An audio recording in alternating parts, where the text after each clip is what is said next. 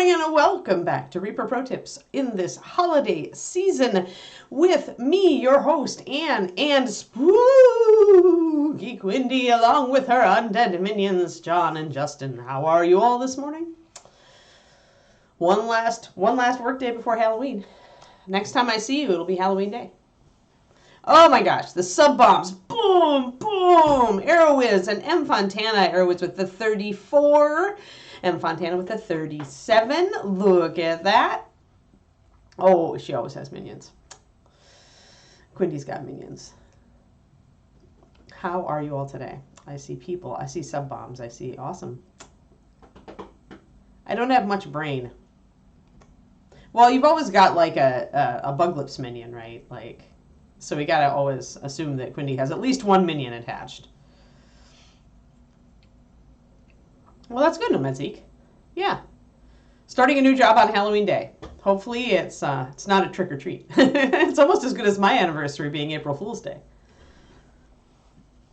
Yes, at least one minion at all times. This is if Quindy was an NPC, that's one of her rules. She would have Quindy is accompanied by at least one minion at all times.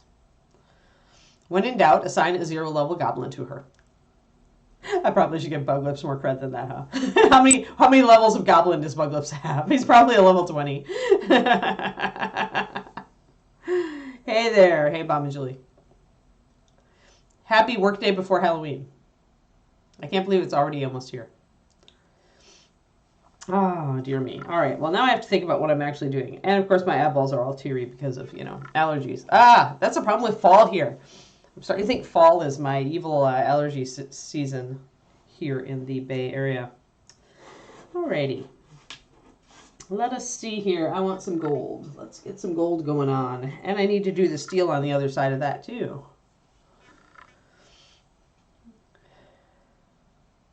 You're taking Monday off for yourself. Nice. Buglo's level. So it's modular. Yeah, roll a d20. Good morning, Valendar. Although I do have an E on my name, remember. I see that and I'm like, ah, that's not quite me. Oh. Where is my rich leather? There it is. Hiding. The rich leather is hiding. If you can't, you can't. Real life. Oh noes. Oh, nobody wants to sing this song. Oh, cowards. Cowards!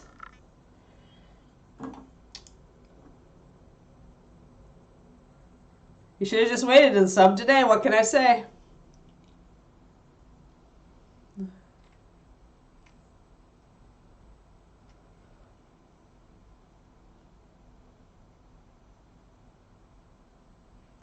Yeah, that's sad. That's sad. I always notice when somebody has a subiversary.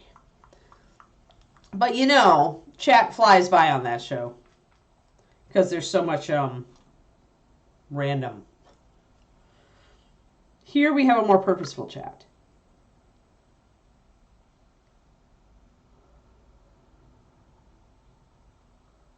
Setting up my colors for some fast NMM. Dogfather, 32 months. Thank you so much for the resub. It's sub-bomb day, apparently. Excellent.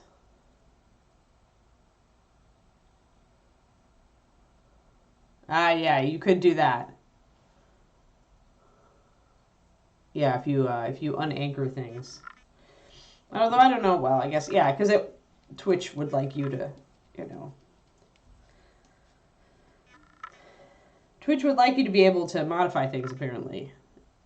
Especially if it screws up your viewing experience.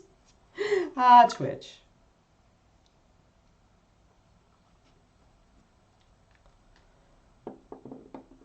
Dear me.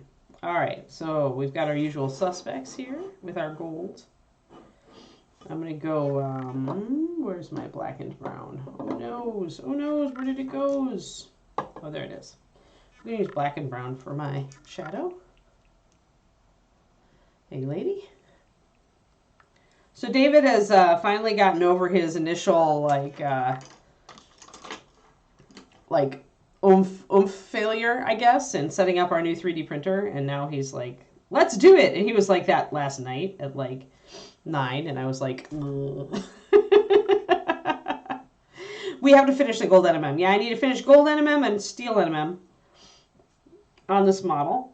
And then I need to kind of look at it and see what else I need to adjust. So I'm setting up some NMMs here. And I'm going to get my water out. But yeah, so like David gets, see, this is where we're incompatible, is like he's a night person. He gets energized in the evening to do things.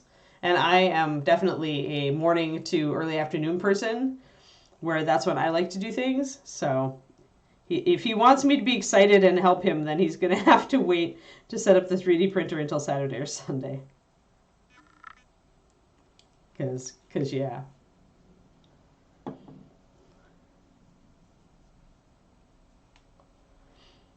He did get a pack of resin, so he's all like excited. Also, it's funny how, and we talk about stuff like this on the stream all the time about how people learn in different ways, right? And not everybody like tackles things from the same angle. And it's also why I encourage you guys to go and watch other streamers. You know, if you're looking for a Patreon or whatever, Twitch and YouTube are actually great ways to find somebody who kind of you resonate with in their teaching style and everything else. So, yeah. But like David is the guy who will just jump in off the deep end, and he'll just sink or swim, and he'll either screw it up or he won't. And he is happy learning that way. It's like a puzzle for him. And I am the person who is sitting there reading it as he's talking about setting up the printer. I'm sitting there reading a page on Lifehacker or something with a whole bunch of expert people talking about curing and washing your resins. So like this is totally. It's all context then, though, Nomad Zeke. Unless you have like somebody at your work who's talking about paint. Which seems unlikely, but could happen.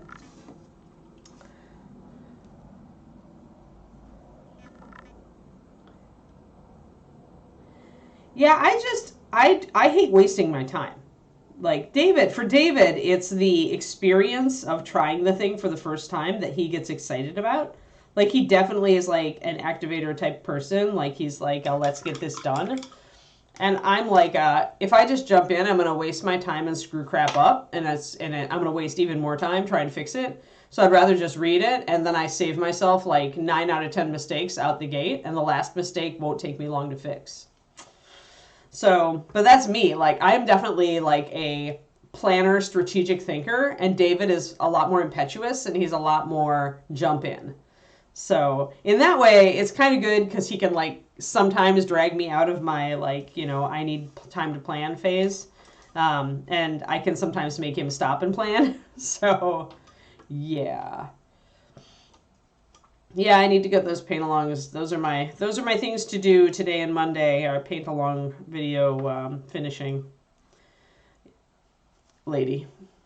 But yeah. Yeah, it's a nice model. I mean, I really am excited about that Caledro model because it's a really nice one. The cast is great. The sculpt is great. So, and it's nice to be doing a bust on the paint-alongs finally. But yeah, so I'm a very methodical person, as you all can tell just from watching me on this stream.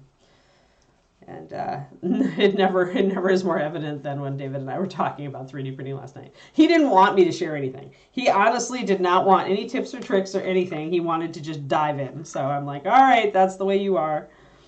And I'm just going to let him do it. He did do his research before he decided which printer to buy. Like he'll do research then. But when it comes to playing with the new toy, he is in just the jump in mentality. I think I want even a little bit of black in there. Pardon me while I darken down my base coat. Yeah, that's more like what I was doing. I took some of my black and brown and I added it to there. I'm going to lighten it just a little.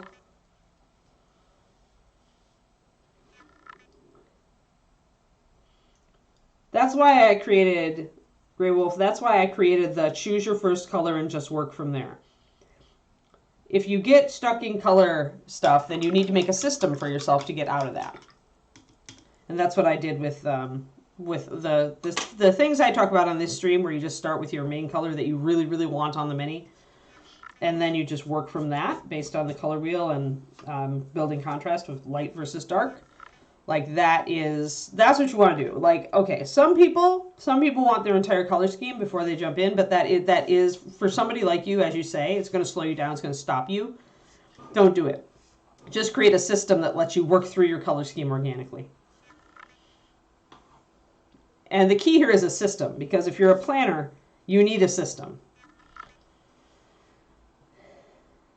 And you can kind of trick your planner brain, which your planner brain is like, no, we must have everything figured out all at once. You can say, oh, but we have this wonderful system. And you can wave this shiny system in front of your planner brain, and your planner brain will relax because it's like, oh, okay, there's a system. But then you can do it step by step. I had to get this little skull guy here.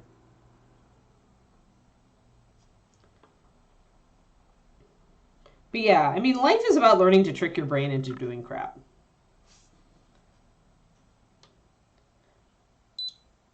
But it's actually okay. So what I'm saying, Grey Wolf, is it is actually a system. Like, it's not that I mean, yes, you get to learn how color works for you. But if you're getting stuck, I would argue you should go with the very simple color schemes and execute on those. And then slowly just take each piece and wiggle it. So kind of like I do when I'm going with like a green, orange, purple color scheme, but maybe I go with a, I don't know, a bluish purple or a reddish purple, do that kind of thing. Because really, you don't need to know how your brain works to know which colors you like, right? So choosing one color for your model is the easiest step. It's the lowest threshold. Because this is the thing. We all have thresholds in our brains that make things harder or easier, right? And when it's a hard threshold, it means it's really difficult and you get stuck. And when it's an easy threshold, you can step over it really simply. It almost feels like too easy, like you didn't do any work. So what I advise you to do is to figure out what your easy threshold is. For me, it's choosing one color that I really like that I want to see on this model. I can almost always do that. One color is super easy. It feels like no work at all. And then from there, you want to choose something that's lighter or darker, right? Because contrast. After that, it's all contrast. And there's a system for that.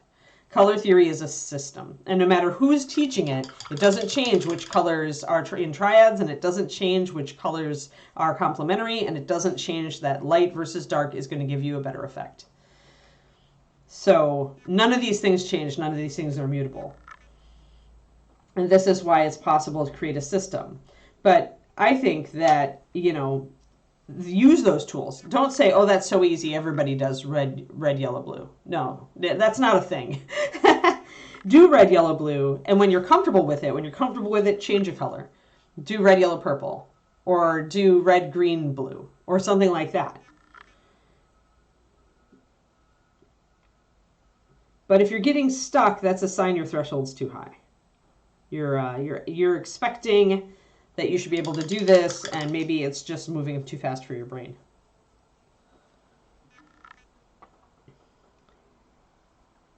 And this is something like I'd always recommend just going back to basics. If you feel overwhelmed or you feel like you're stuck or you feel like, oh my God, I just don't get this, back to basics.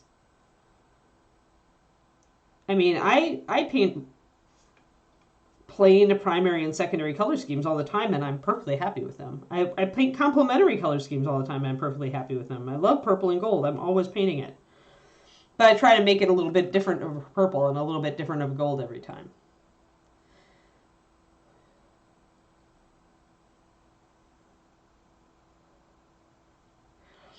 Well, if you have problems with saturation versus desaturation, try to stick to one or the other.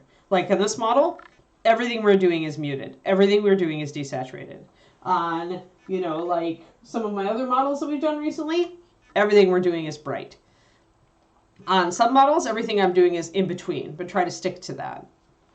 I mean, And if it's judging whether a color is saturated or desaturated, that's very simple. Just put it up against a clear bright or like one of the Chimera Pures or things like that, and see how far away it is. Just kind of make it just a general gut judgment call. How far away is this from a pure red? Okay, it's only a little bit away. Like, it's still a pretty bright red. All right, that means I'm dealing with a slightly desaturated color scheme. All of my colors should be slightly desaturated. Yeah, fishy's pretty bright. But even fishy is desaturated. And the reason that fishy is slightly desaturated is that we're mixing a purple blue, an indigo, with a green blue, an aqua. When you hit that, when that violet pigment hits that green pigment, you get a grayish blue. So fishy is not actually super bright. This is not a super bright blue. And you can tell if you put it up against an actually bright blue. Let's see here. I'm going to grab something that's... Blue's hard because it's... Sadly, bright blue is dark, but still. So you can see now that the blue on the water looks grayed out compared to the blue in the bottle, which is cyan blue, which is close to a primary. So, and this color up here, like, it looks grayish. See how it's not as vibrant? That's the trick, guys. Reach for your clear brights. Or in that case, cyan blue is what I tend to use for a primary blue if I want something that's a little lighter than clear blue, because blue pigment in its natural state is very dark. So it's hard to judge saturation in a dark color.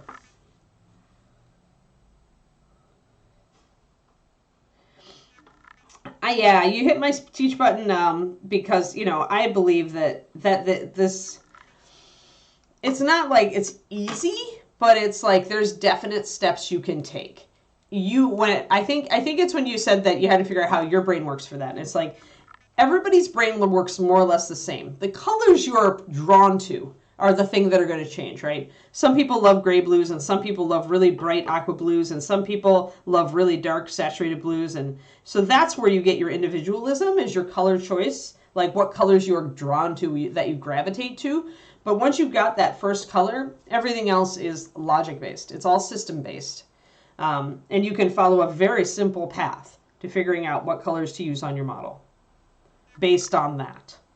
So your first choice is individualistic. Everything after that, at least when you are having trouble with colors, everything after your first choice should be based entirely on like the color wheel, like simple choices. Extrapolate simple choices, because the point here is build confidence, because you can do this. You can see these things and you can make good choices. You just gotta, you know, like I said, first color, that's you. Everything else, that's color theory. And that takes a weight off of you, because it has nothing to do with how you think at that point. It has everything to do with learning the rules and executing on them until you know enough to break them. And sometimes you don't even break them. Like, honestly, I don't break them very often, because I am happier with a more harmonious color scheme. Some people break them and it looks cool. On occasion, I will use a bright accent on a muted figure, and I'll enjoy that. But for the most part, I don't push the bounds of color theory very much, because I like the look of a completely muted color scheme, right? So, but yeah, so don't overthink. If you struggle with color and color theory, then the road for you is to step back and realize that it's actually not about you. It's actually about just learning the color wheel and the triads and what's complementary, and learning the basic rule that if you desaturate one thing on the model, a main color, you must desaturate everything. You must mute everything, at least a little. And if you don't know if something or how desaturated something is, reach for your clear brights or a very vibrant color and compare them to the color you're using. Compare that to the color you're using on your figure. And just get a general brain like feeling for how bright or not bright based on that color. The comparison color, your color scheme is. Because you don't have to be perfect on that. All you have to know is, okay, this red is really muted. It's really much darker than clear red. Okay, well, then you're dealing with a muted color scheme, so reach for some more desaturated colors. They do not have to be the same level of desaturated. Everything on this model is not the same level of desaturated. but everything is desaturated. Right, but then you got to stop that. Comparison is the killer. For any artist, any writer, any person, comparison is the killer. And you know why? You know why they do it effortlessly, Grey Wolf? Because they've done it a zillion times. Either they did it a zillion times in their classes when they were little kids, or that was me. I did color all the time, and I loved color, and I was constantly using colors. And so by the time I hit high school, I was really good at color. But it's not effortless. It was effort. It was just effort you didn't see.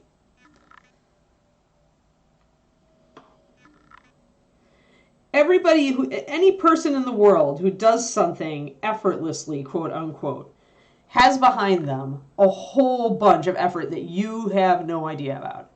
Even if they don't think of it that way, even if they don't understand where they developed the skills they got, at some point, they develop them just as a side effect of their job or their schooling or their relationship with a person or whatever.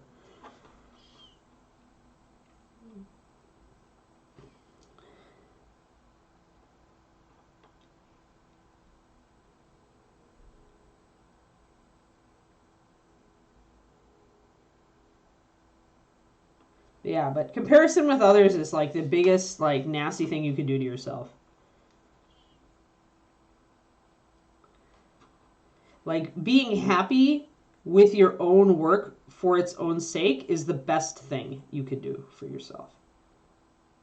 Even if you are trying to improve and you are seeking out hardcore critiques, still being happy with what you produce because it's taking you in the direction you want to go is the way to go.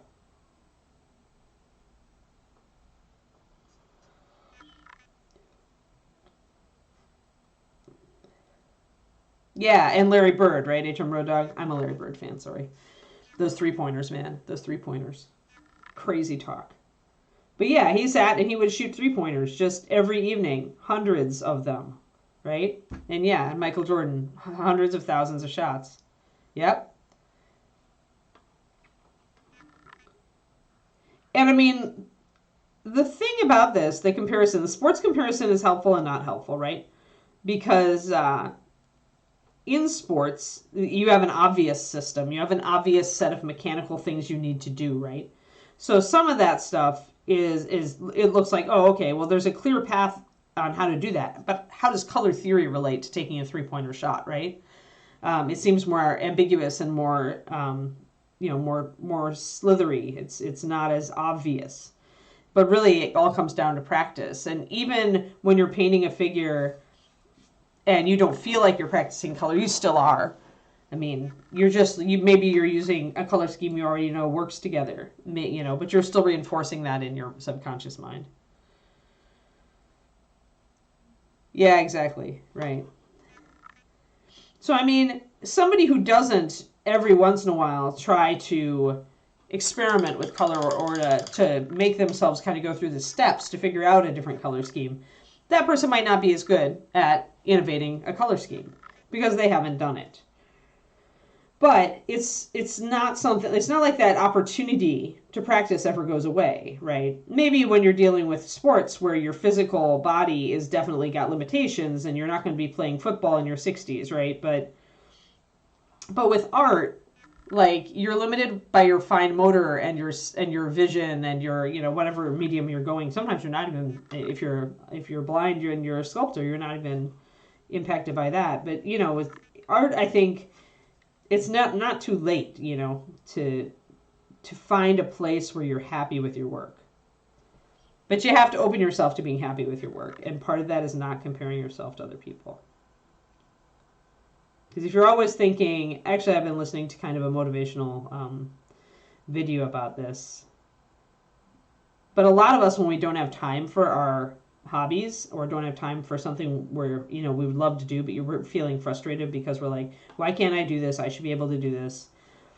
And often we've just told ourselves a bunch of kind of fibs about, like, our life. Like, we're like, oh, if my life was perfect and I didn't have all this family stuff, I could do this. So why can't I do this? And it's like we're imagining a version of our life where we have a lot more time and energy than we actually do. And then we judge ourselves based on that. And then we feel like we're lacking. We feel like we can't get it, right? So watch out for that too. We all like kind of wish that our life was perfectly set up for us to do everything we feel like we should be able to do. But the reality is we only have so much energy. We only have so much time and energy in a day.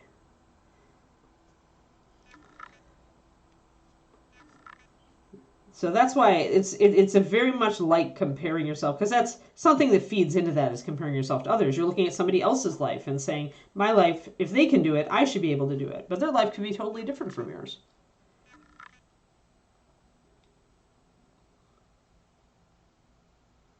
And possibly you can do it, but maybe you need to find a different road to do it. And that's where the individualism and tackling it from your own perspective, as you were talking about originally, Grey Wolf, that's where that's really important, is being realistic about the time you have to spend, and the when are you going to do this, and are you deliberately going to practice, or are you just going to throw things together, like what works for you on that.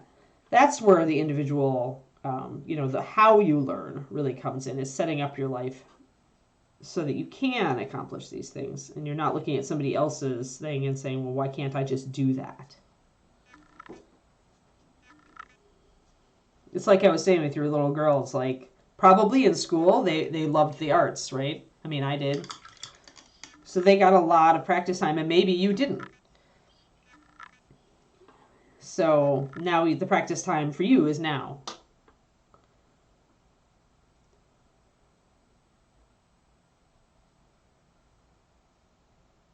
Of course, it gets a lot harder when we get adult. Until we get to retirement age, And then the trouble is, we feel like we should have more time than we still do. From what I hear from retired people, retired friends, they're like, I thought when I retired, I was going to have all this time. And actually, it's just as hard to figure out my time as it always was.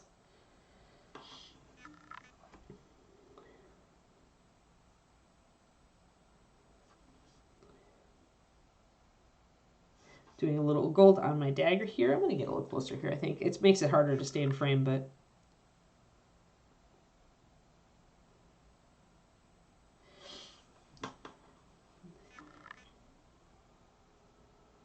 Well, you can't execute at this level right now, but could you execute at this level? Maybe. If your, fine motor is, able to be trained to this level, and you have the interest and the, you're going to keep trying, that kind of thing. There's a lot of different things that go into, whether you get to Anne or David level, as a miniature painter.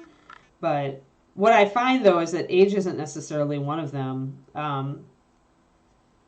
I don't know that I buy... I had this discussion recently, and I don't remember with whom. Somebody who pointed out that people in our hobby, people aged out of our hobby or something. And I'm of the opinion that that's not actually true. They're like, well, no top-level miniature painter is, 60. And I'm like, give us time. I'm not going anywhere. I still plan to be competing. Are you ready? You going to take me on? It's like, think about how good I'll be in 10 more years. I feel like the aging myth sometimes is applied in ways that I don't necessarily agree with. Could I lose my fine motor? Yeah, I could. It's possible. Something could happen. But in general, I don't think age alone prevents us from learning this hobby to a high level or executing it at a high level. Right, and that's true. I point out to the historical painters. I mean, a lot of them are in their 60s or even older, and they're still painting. And the difference is they've gone up to 54 or 75 millimeter or busts because the little guys are too small. And I can still execute on these guys. It's just the reading glasses, right?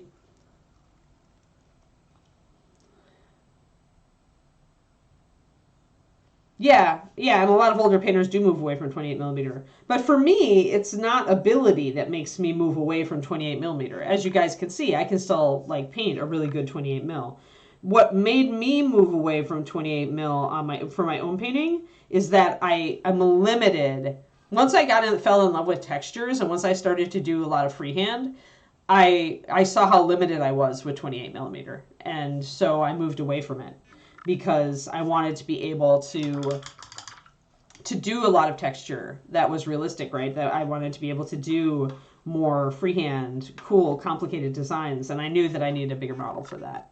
So there's a couple of reasons to move to big. One is that, yeah, if you're getting older and your eyes aren't quite as good, or your hands aren't quite as good, and you just are more relaxed working on a bigger piece, great, you know. And sometimes it's just a choice. I can execute more. I can do more with a bigger piece, larger scale piece.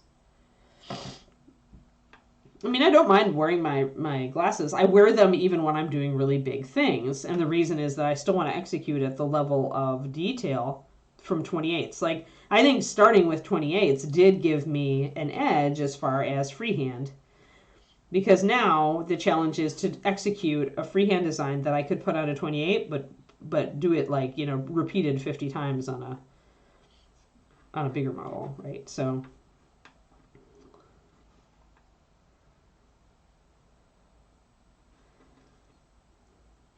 But yeah, so I don't know if I buy the whole age limitation. We'll see, right? I think a lot of us, I mean, I know many people who have kind of retired, and some of them are due to like age and like repetitive stress disorder. And some is just they're moving on with their lives, right? So, and that certainly happens. I think it does take like it is rare, I would think, for somebody who got into the hobby in college, say like me, actually earlier, but you know, seriously got in the hobby in college, to stick with it until like this point. Like, yeah, the larger piece brings it, not problems, challenges, Max. Different set of challenges. I like challenges. Yeah, it's scale creep. Yeah, don't think problems, think challenges. It's always just a challenge. Like, it's a problem if you open the box and you've got a bunch of pitting that you need to fill with putty, okay? If parts aren't fitting together well, that's a problem. If it's just that there's a lot of open space that you need to blend, that's a challenge. Yes, it's all mindset, man. It's all mindset. You know it. So much in life is mindset. Oh my gosh. But yeah, I'm not gonna like let anybody else tell me I'm too old to be a top level mini painter. Like, I'll wait and listen for my body to tell me that, you know. But right now, it ain't a thing. So we'll see. So we've got our little skulls here. We want to kind of pick out their little cheekbones and the tops of their heads. Yeah, I do have kind of that personality going on, Grey Wolf. Although not as much as I had when I was younger. When I was younger, them were fighting words.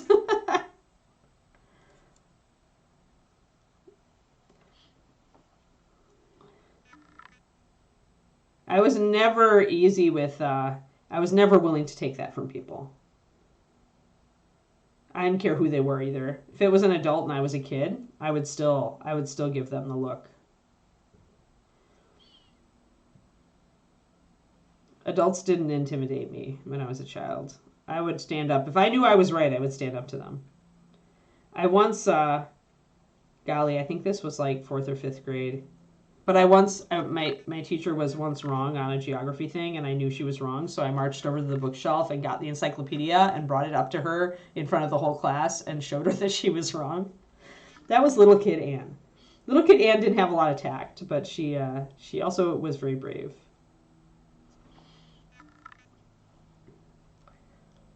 Yeah, solutions. That's true. Yeah, you could do challenges. You could do solutions, whatever you want. But I guess for me, it's, especially with aging, it's always been question the premise. Like, a lot of it is how good care you take of yourself when you're a bit younger, right? And even the stuff that you start to do when you're older. Like my mom, my mom and dad are 75. They're in really good shape for 75-year-olds. They're still like, they take really long walks every day. They do exercises. You know, they eat pretty decently, and they're in really, really good shape. Sharks in grade 4, yep. Somebody she said that Texas was the biggest state, and I had to show her Alaska. So you know, but yeah. So I see. You know, my parents are great examples for me, but I see. You know, they've been active and they've kept active, and they've done their weights and their stretches and their walks and their everythings, and they're still great. Like they're doing great. So for me, I guess my parents give me the fuel to kind of question the premise when somebody says, "Oh, as we get older, we can't, we aren't going to be top level mini painters anymore. There are no top level mini painters, you know, who are elderly in the world or whatever I don't remember what the generalization was. I just don't think that's going to be a thing. I mean, I can't see Kirill stopping painting, and I'd like to see people take him on. You think he's going to get worse in the next 10 years? I don't think so. I can see people retiring because they like want to move on to a different challenge point in their lives. Like if my books start to do well once I have my books out, I can see myself refocusing on writing and not painting as much. But I don't think I would give up on the hobby, and I'd still enjoy competing. Might have to make it a point of honor. So doing the foreheads here and picking out the cheekbones and a little bit on the chins.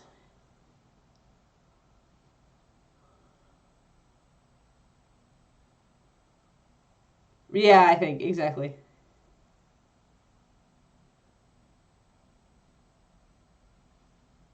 Yeah, we'll end up wreaking tools, right? Yeah.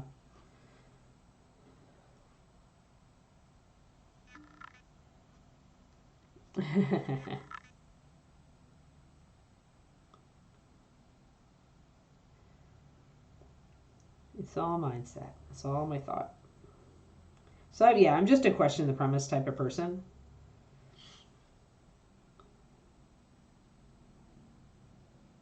So when somebody wants to make an absolute statement about the hobby, I'm just like, but is it really? You know.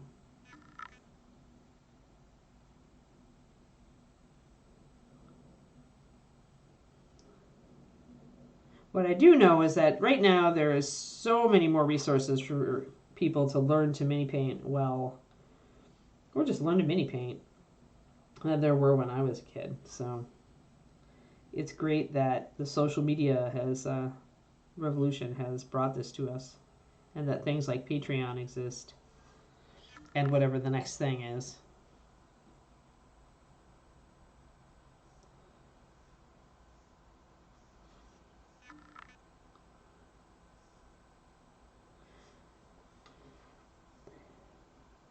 Yeah, I mean, some people are just like, we'll all be painting miniatures digitally, right?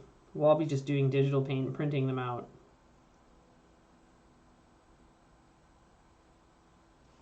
And it's possible, like you can see in I mentioned this earlier this year, but I'll bring it up again. You can see at county fairs the move away from traditional art forms. It's sad, but it's a definite thing.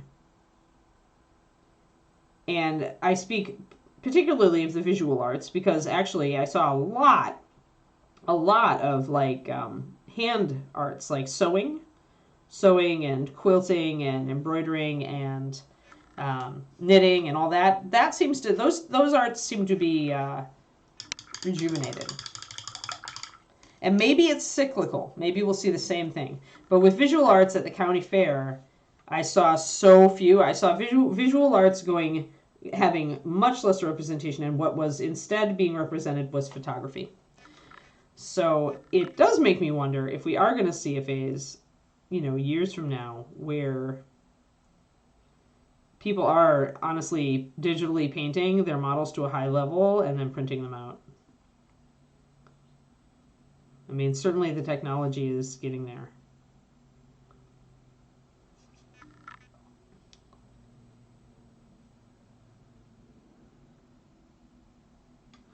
Yeah, patience. It's a thing.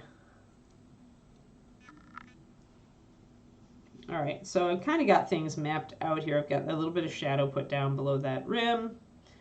got my little faces. Gonna put a highlight on the top edge of this little band on the bottom. Sorry, eyes are just like really itchy today.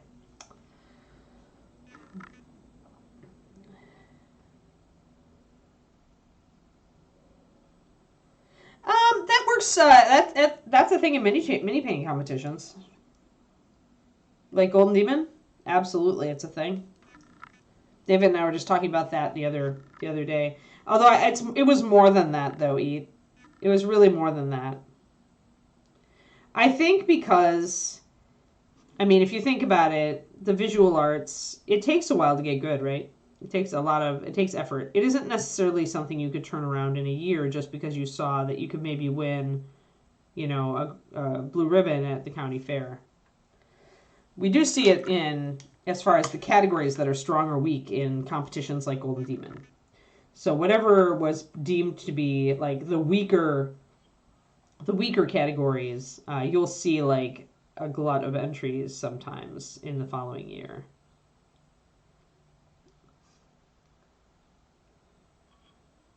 But you still see a lot of people entering single model, and those are always the strongest categories. So yes and no.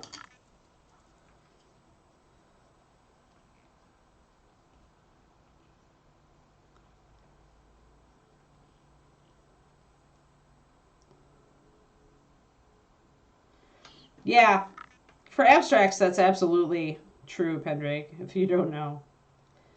But yeah, I feel like I was disappointed because, you know, I used to go to that fair. When I was a kid. I actually did win an award at that fair for a colored pencil piece I did. But it's just there were far less entries. I don't know. I guess I'd have to go back year upon year. But Mom said that it had been like that for more than just this year. So we'll see. People are moving a little bit toward digital and away from hand. And we'll see if that, as you say, if it rebounds, you know. I don't think that hand painting and drawing and things, I don't think those things are ever going to disappear. But it is possible that they become much rarer. Who knows?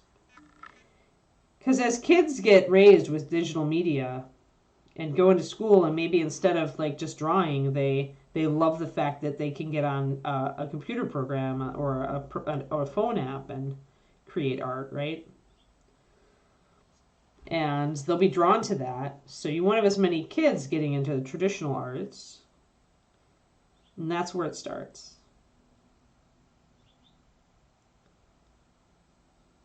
We shall see. The thing about mini painting right now is you have to learn traditional arts to mini paint. That might not be the thing, you know. Yeah. Yeah, patience is definitely an advantage you get. Although I don't want to, again, generalize because I do know some older people who are still impatient.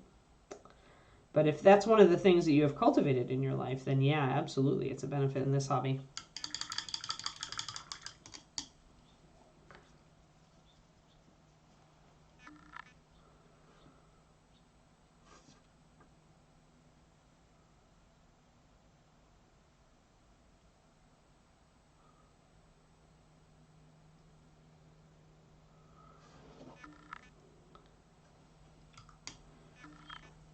All right, let's do our little heads up here, and then I've got to get, it looks like everything else is pretty good.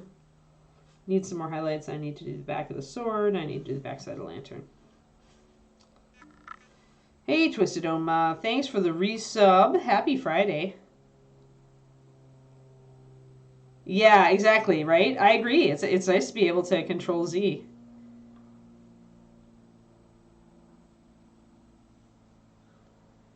Yeah, exactly. Yeah, digital art is just, I mean, because otherwise you have to draw it, and then you have to scan it in, and then you have to clean it up, right? So it is definitely like drawing online. It's attractive.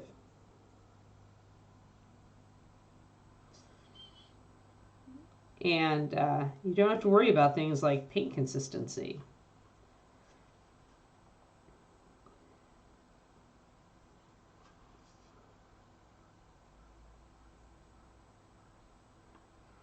And people are going to get better and better at the digital side.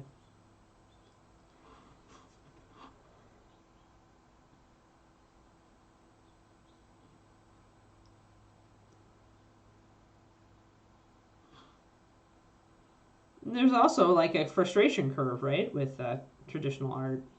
And there is one with digital too, but at least you can control Z.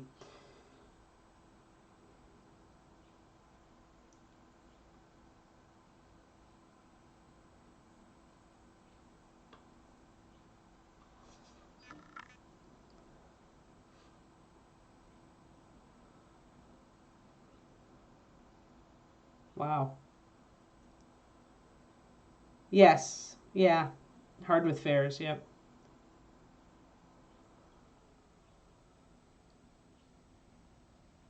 Right. Yes, it's easier to jump in. Exactly. I think you're right on that, Agent Marvel. I think you're absolutely dead on with that. Is that it's easier to get into photography with phones. Everybody's got their phone. Everybody gets to be an amateur photographer with their phone, right?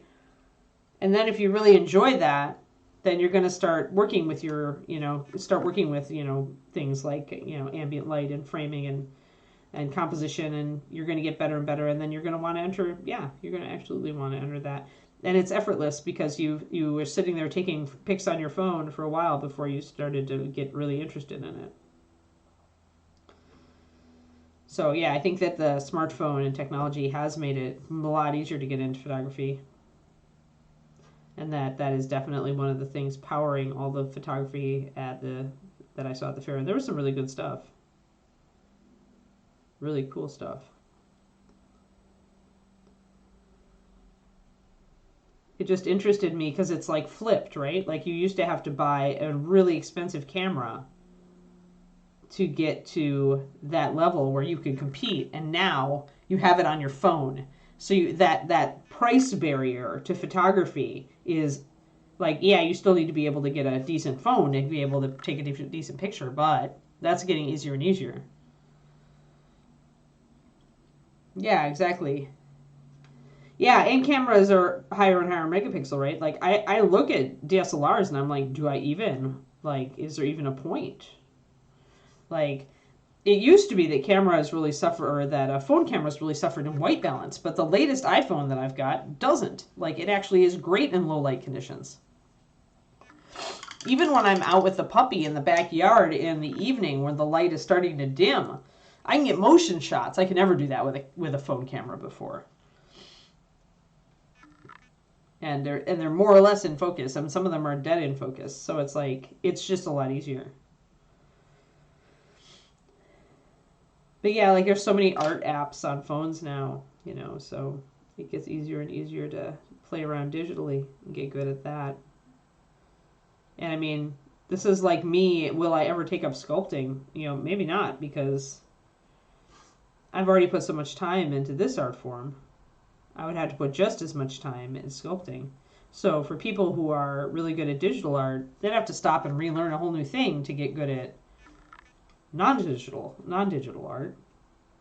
Is that worth it for them? Maybe not.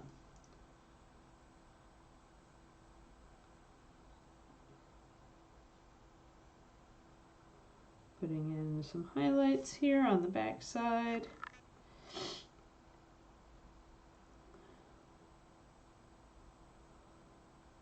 Right. Okay, have fun, Beguiler.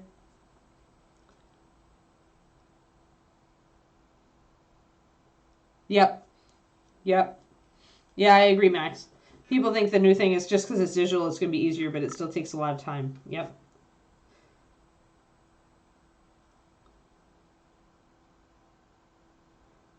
I mean, you could look at ZBrush compared to traditional sculpting. They're both going to take a lot of time.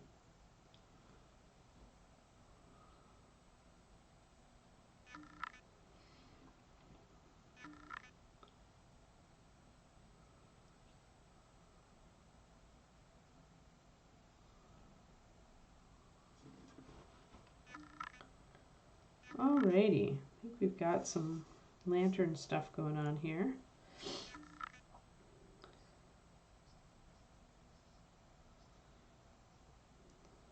Let me see. All right, I wanted to do the back of the sword, this part, because it has very little on it.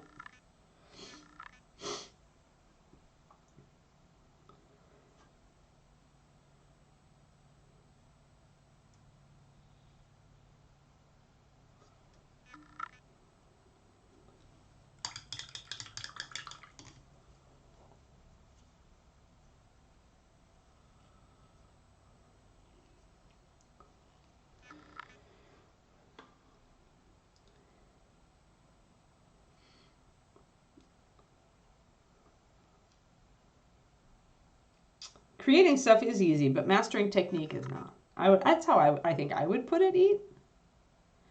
Because, you know, I can crochet a scarf now, or I can knit a scarf now. But until I master technique, it won't be a very good scarf.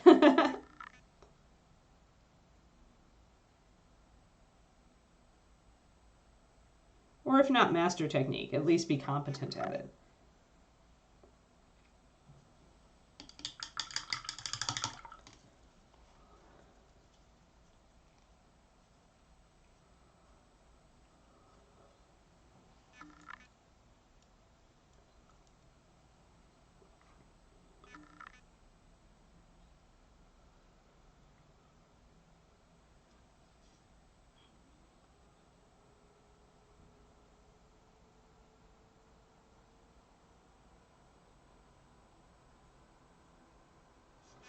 Just putting in some bands of light and dark here on the back. I'm going to get the edge.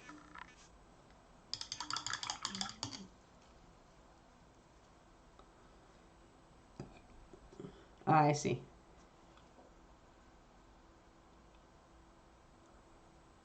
But now we're getting into like kind of the danger point, right? Because then you have to define art, and that's where these discussions always blow up.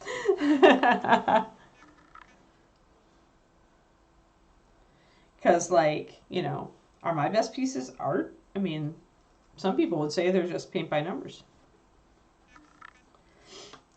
You know, everybody's got a different idea of what art is.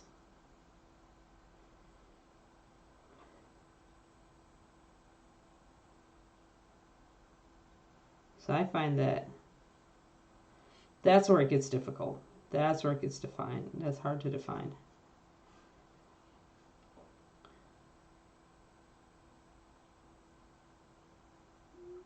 Because, yeah, pure technique is pure technique, and some people would argue it's not art, but other people would look at it and think it was beautiful and want to put it on their wall. So who are we to say?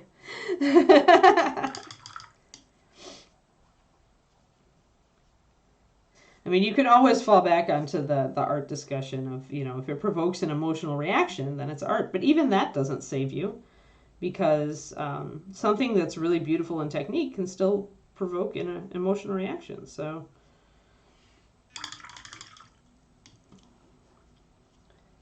except that my knowledge of color is purely scientific.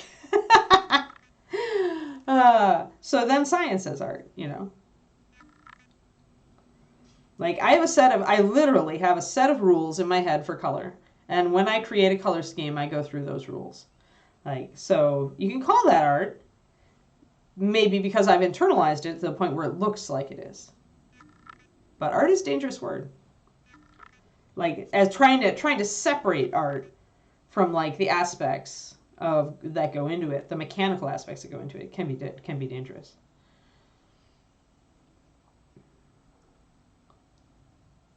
Yeah. Yeah. Right. It becomes cumbersome to carry it, right? And you're afraid of, for me, I'm afraid of breaking it, right?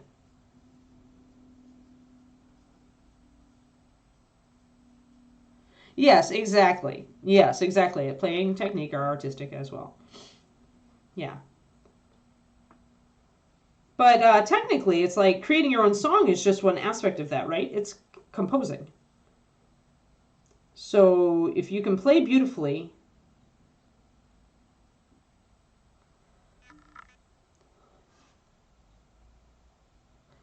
that's funny. See, it is a loaded term, isn't it? Isn't it, Max? So I've known a lot of painters who adamantly refuse to call what they do art. They call it a craft instead. and they're just not comfortable with the term art. And I think that's kind of a failure of our culture and our society. I think art is in the perception of the viewer.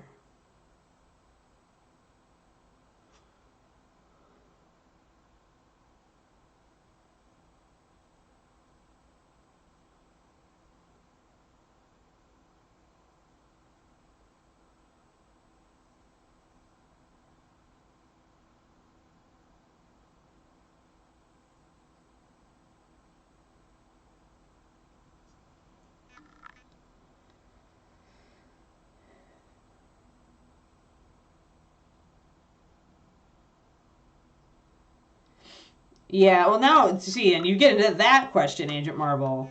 All art is derivative. Any writer worth their salt will tell you that all stories are the same story. Every writer is copying. Every artist is copying. Or what's the book? The book is called Steal Like an Artist. I think it's a series of books. We are all taking something previously and generating from it. We're all iterating on things that have been done. Whether we realize it consciously or we don't. And the spark in the thing that makes it unique isn't necessarily going to be creating a whole new thing. It's giving your unique interpretation to the material. Look at me. What do I write? I write fairy tale retellings, right? If you put it down like that. I mean, I'm iterating off of fairy tales. And that fairy tale's been around for a while. I'm just giving my spin to what happens after the fairy tale ends. Now what happens, But I'm still working with material that's been around forever. Yeah. Oh, yeah. Well, because we all tend to be... we're all hard on ourselves, Max. We're all hard on ourselves. We're very generous with others and hard on ourselves. And I tend to be the same way. My brother actually called me out on it when he was here for my wedding. So I was over at the Miniatures case, which is full of beautiful works by all of our friends and David and some from me. And my brother pointed out that after I was, talking about all the pieces in the case, everybody else's pieces were amazing. And mine, it's just something I did. And he totally called me on it. I wasn't even conscious of doing it. So I think that Max, we do that to ourselves. We downgrade ourselves. We're so generous in our praise for other people, but we've been taught that it's not nice to be all about our own work. And subconsciously, we don't want to look like that person who's full of themselves, and so we downgrade. But we also are kind of doing ourselves a disservice when we do that. So we got to kind of learn to give ourselves cred.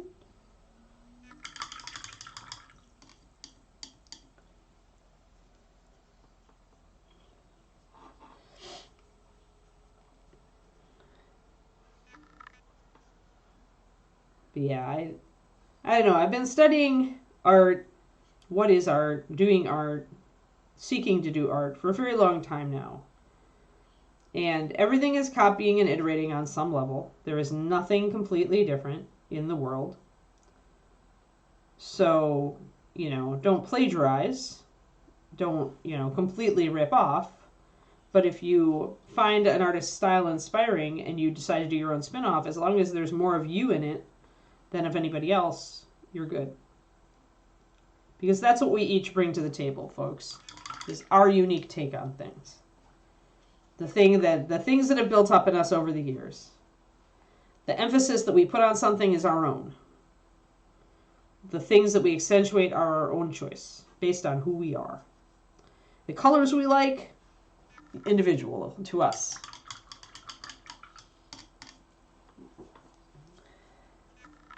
I'm in the everything is art. Like, everything can be art. Like,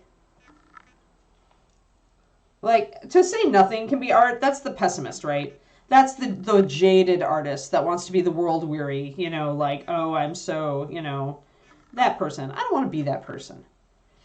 I look at those photographs in the county fair done by, who knows who, and there were some that I would have purchased to put on my wall. Absolutely. We all have personal responses to things, right? Just like art, the creation of art is personal, the response to art is personal. And that's why this is such a loaded topic and why people never agree. Yeah, you have a standard that you want to meet. Yeah, and that is rough, right, Bob and Julie? Yeah, for sure. And that, that's why I'm still working on my, why I'm still editing my books years after I wrote them, is that with every iteration and every year that I spent working on getting better, the books got closer to what I was originally envisioning, right, when I wrote them. And so, yeah, I feel that. And the nice thing with a book is, maybe the bad thing with a book is you're never done, right? It's not putty. It doesn't set. You can put it in a drawer and take it out 6 months later and look at it like it's fresh again.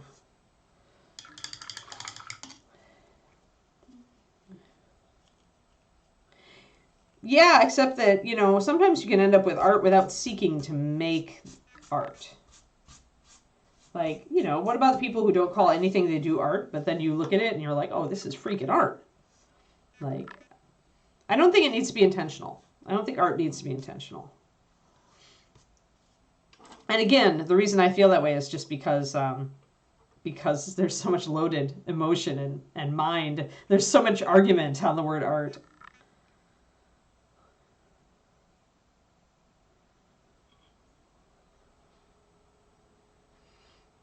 Interesting. See, I'm okay with, I like jumping off, hitting a jumping off point to eat to surf. Like, I'm okay knowing that I've pulled something from somebody else's, like, brain, but then interpreting it.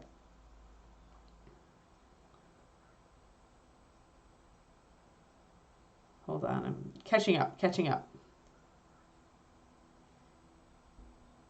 Everybody uses the same colors as the color choices and where you put them, right? Yeah, and how you use them. Exactly.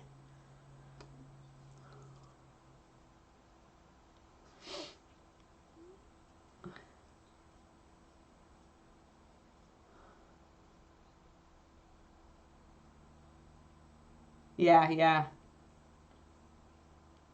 Interesting. See, and I don't see art as pretentious. But that's just, again, that's me. I'm very comfortable with the word art. And I always felt like there are many painters out there, and I am one of them, who feels like when I'm painting at my top level, when I'm doing my work on a piece, when I'm really putting myself into it with a miniature, that feels very strongly that this is art. And the reason I do is because this isn't the only art I do. It's because I've also done drawings and canvas art, and I also do writing. And I know how it feels to produce art, what others would definitely call art, that they would use that word, right? And the creative muscles that I'm using when I am writing a book or creating a canvas back in the day, it's the same feeling and the same thing that I feel when I paint a miniature where I'm putting myself into it. And there is a difference in painting, for me, in painting a miniature where I'm putting myself into it and painting it by rote. There are minis that I feel are more like executions, and there are minis that I feel more are up a level, right? Yeah. Yeah, Valander.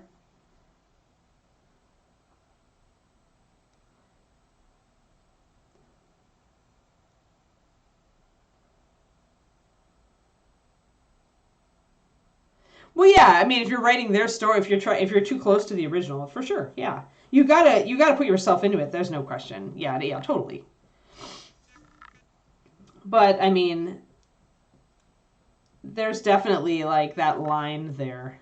Oh, I just realized it didn't highlight these bracers. I need to do that. And it's like there are a lot. Retellings are popular of fairy tales. Let's just stick to the fairy tale analogy. People love retellings. They actually eat them up. And why? Because even if the story is recognizable, the characters are interpreted through a different lens, or the way the story comes about is a little different, or the ending is maybe interpreted different, or maybe they set the fairy tale in a cyberpunk world, or they set it in the modern world, or they set it in, a totally different culture, right? So yeah, there's hundreds of Dracula movies, and most of them are very different from each other, right? Even in just visuals and stuff.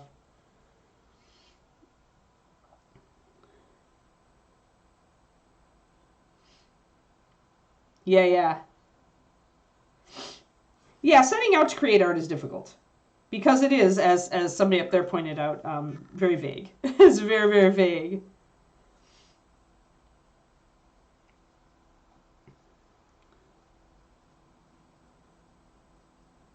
Yeah, Cobra Kai is awesome. I've been catching just a little bit of it because David watches it. He binged watched the first several seasons of Cobra Kai. I watched just enough of it because I was like, I want to get my 80s fix in. But yeah, it's a different. I mean, this is why we can talk forever about it. This is why nobody will ever come to agreement on art. Is because it is such an individual thing, and therein lies art. I'm gonna grab some walnut and mix up that gray that I used on the pants, and I need to highlight my bracers.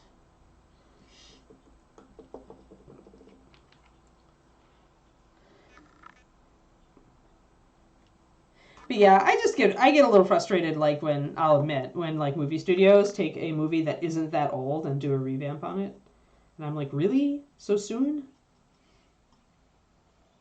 Like that annoys me.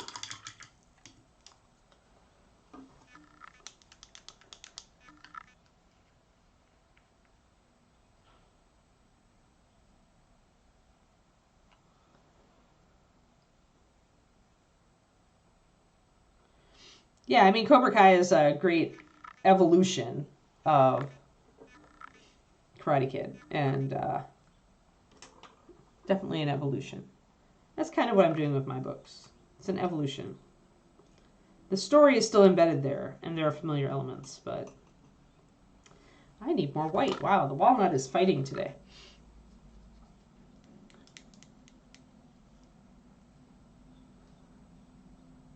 That's okay, Gibson. We've been talking about art.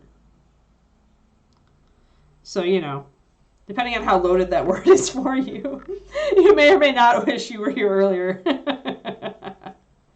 Yeah, with great power comes many reboots, right? Yep. But doesn't Spider-Man, I read or I heard, and I don't know if this is true, but I read that the license to Spider-Man actually depends on them producing something new every year, or they lose the license. So that's why Spider-Man. Other franchises, other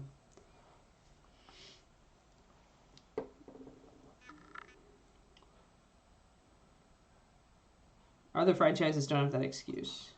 All right, I've got my original color now, so now I'm gonna create a highlight from that.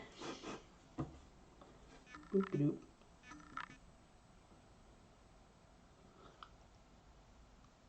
Yeah. Yeah, but it is. They do actually have a legal thing where they have to do a new movie or a new thing every year, or they lose the license. So that's why the Spider-Man. I mean, sure, it's based on a lot of different things, but it is at heart it is because, oh no, if we don't use this, we lose this.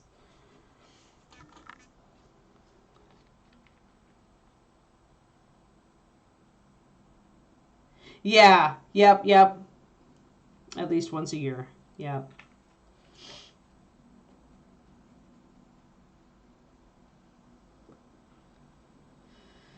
Yeah. So some things have that excuse. They contractually, they lose the right to do X if they don't iterate on X regularly. But yeah.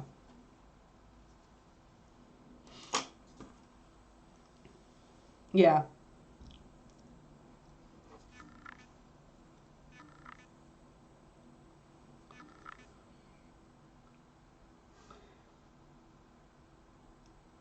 Ah, okay, good.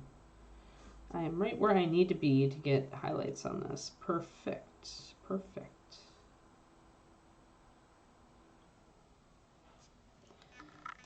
Need to get these guys back so I can get back here on the bracer.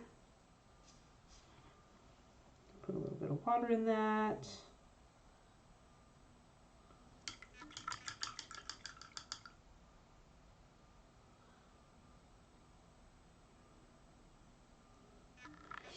Yeah, but the problem with Batman is that it's hard to make Batman interesting if you don't show his origins, because Batman without his origin story is inhuman. It's his origin that makes... Spider-Man retains his humanity because of his sense of humor, whereas Batman has a big problem not being sympathetic if you don't know his origin story. And I love Batman, so like I'm saying that even loving the hero, but it is the problem. And I think that is why whenever they try to reboot that franchise, they have to start where they start.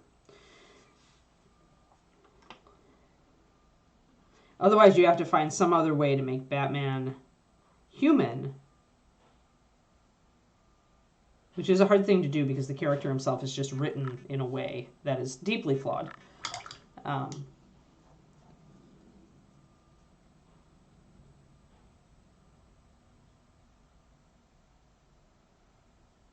Yeah, animated Batman is the best Batman.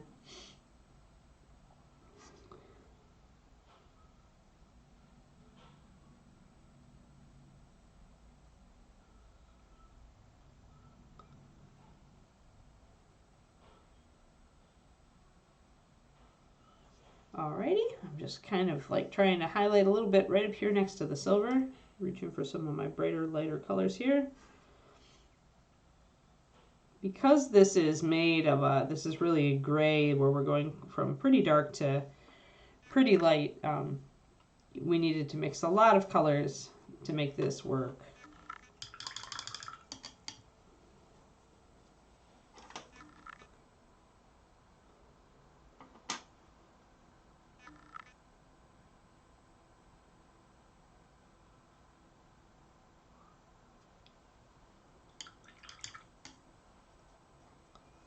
Yeah, or they focus on the villains, right?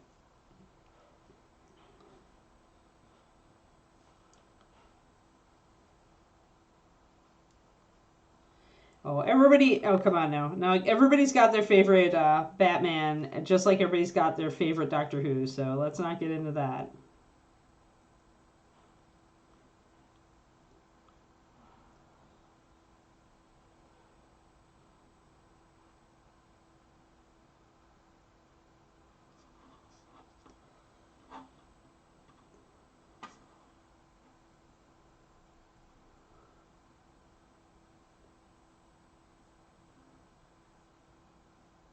There we go. No, I blocked out a bit of my line. Keldor, thank you for the resub. 31 months. We got a lot of long resubs today. Thank you, everybody. And thank you, Keldor. Thank you, thank you.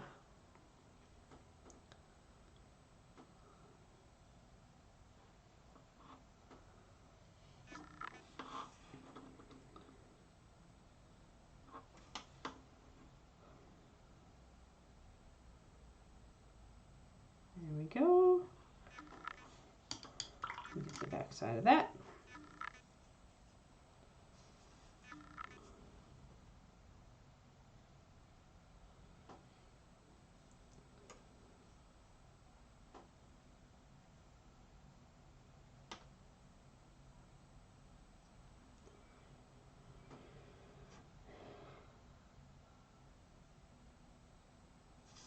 Okay, and then this one over here.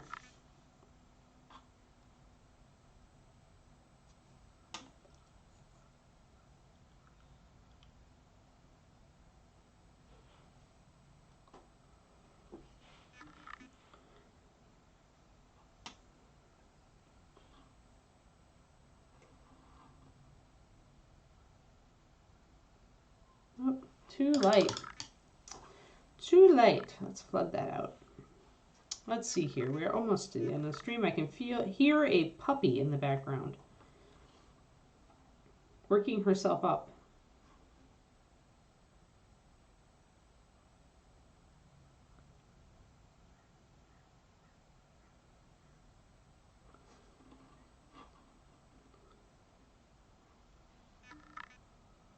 Dr. Bat versus Who-Man.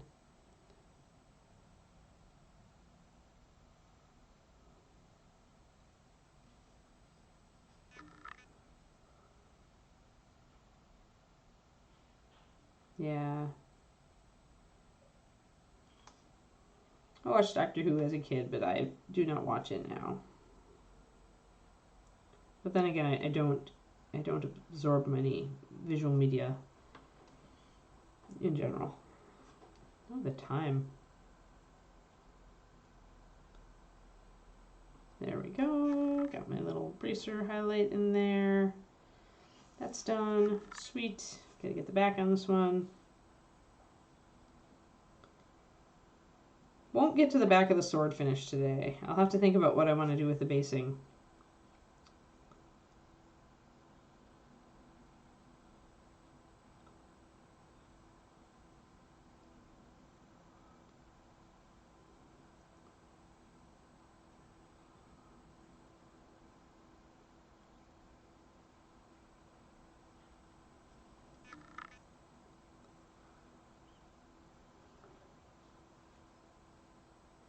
I want these to be more leather, so I don't want to do a real sharp highlight.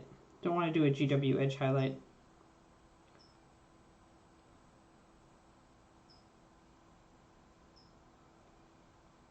These days for me, it's more about materials. Like how much I highlight is about materials. I'll still do a little bit of a stylistic highlight here and there to bring out details on a 35 or 28, but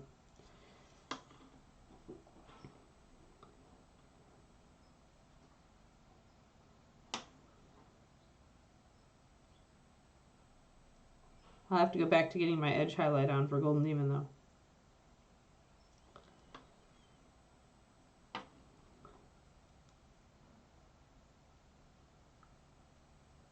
Though first we have to make sure the puppy is well behaved enough to actually have a puppy sitter.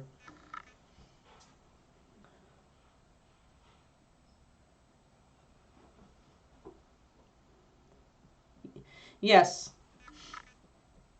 Stuff that is shiny should be highlighted higher. The leather is dull. The cloth is dull. The sword is shiny.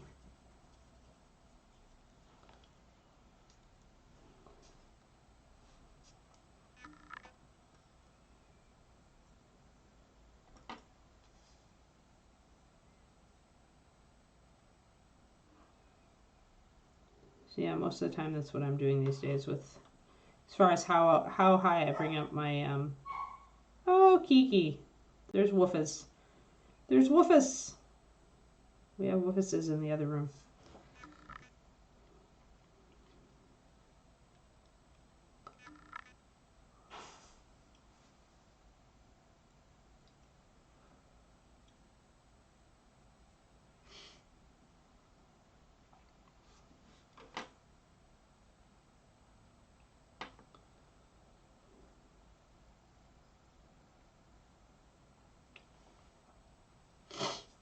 There we go.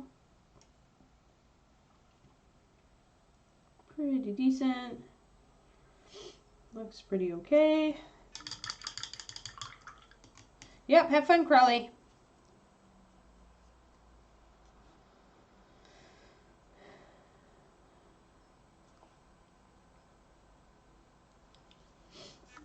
I don't think it's art, it's physics.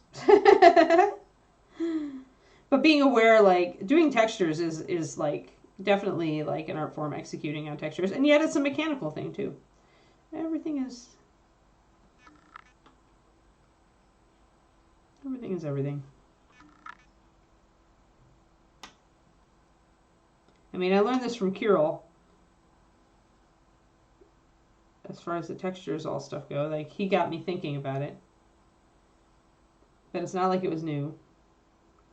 I mean, he does it to a very high level.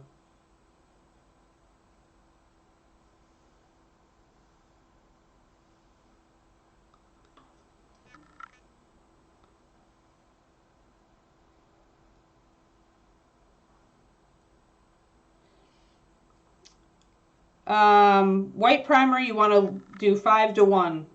Don't thin it very much at all. And shake it like a demon, Turvyn. Shake it really well because it's really fine and it settles out. Never default to 1:2 or 2:1. Default to like 5:1 or 4:1 paint to water. Then thin from there. Your default Default with everything should be thicker rather than thinner. Unless you start, like the only reason my default tends to be, and my default tends to be 4:1, but my default on stream is 2:1 just because I know my paint style, and that's how my style works, is with really thin paint. But your style is not going to be my style, so.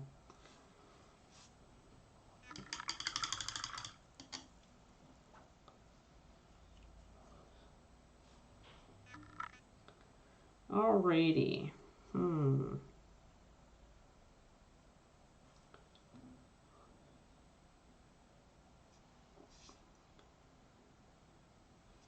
And just got a few minutes.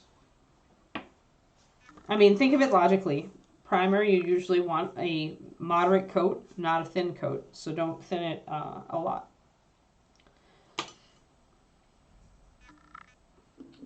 I'm going with some carbon scoring. I want to bring out some details around her face.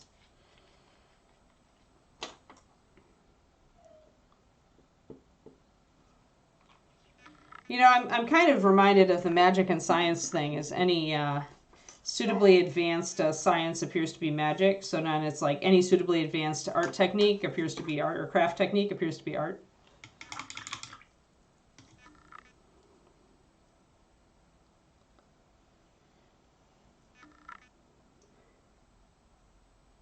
And that is true, and that's why you should thin it. But okay, so the way that you erase details with primer is you let it pool.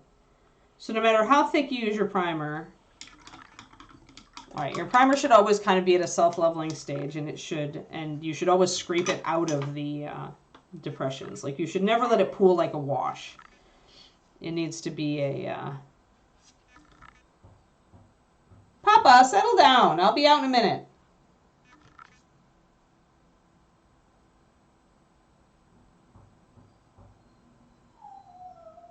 I'm hearing sad little howling from the other room. Sad howling. Very sad. I want to just bring out a little bit of that detail. It's almost time to take Papa for a walk. Unfortunately, I took her collar off of her last night because her tag fell off. And then we had to put the tag in a different spot. So now it's going to be a wrestling match to get her collar back on. So I can take her for her walk.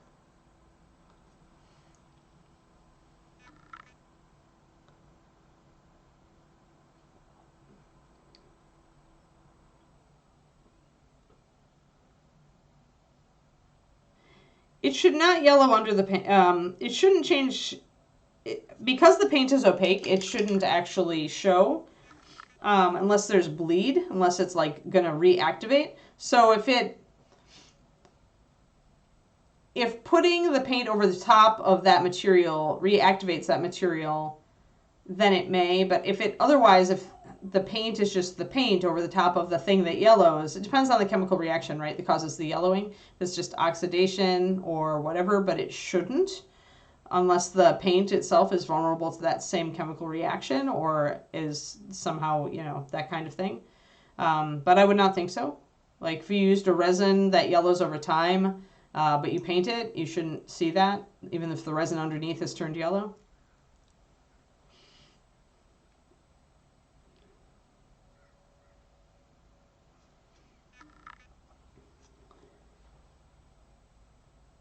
I feel like I hit that in painting a lot, though.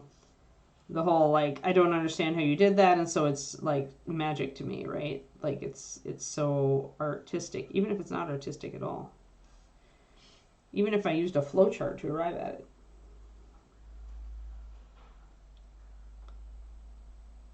This is where the whole art, the loaded art thing pops in.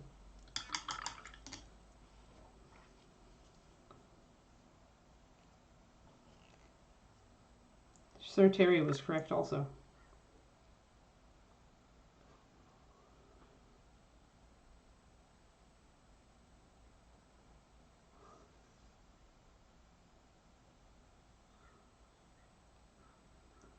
There we go. Got that.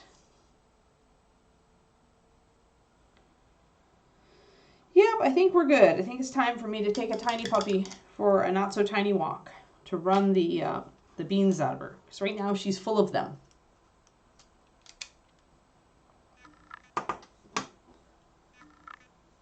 Makes me wish I had like a bike.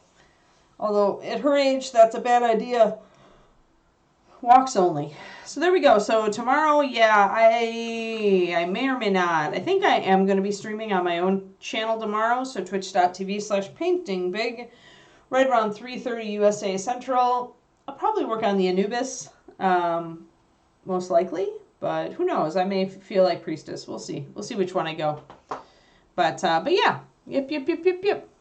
Yes, thank you guys for being so feisty in the chat today. Feisty and involved. I love it. It's good stuff. We have good conversations. But yeah, absolutely. All right, that's cool. Yeah, and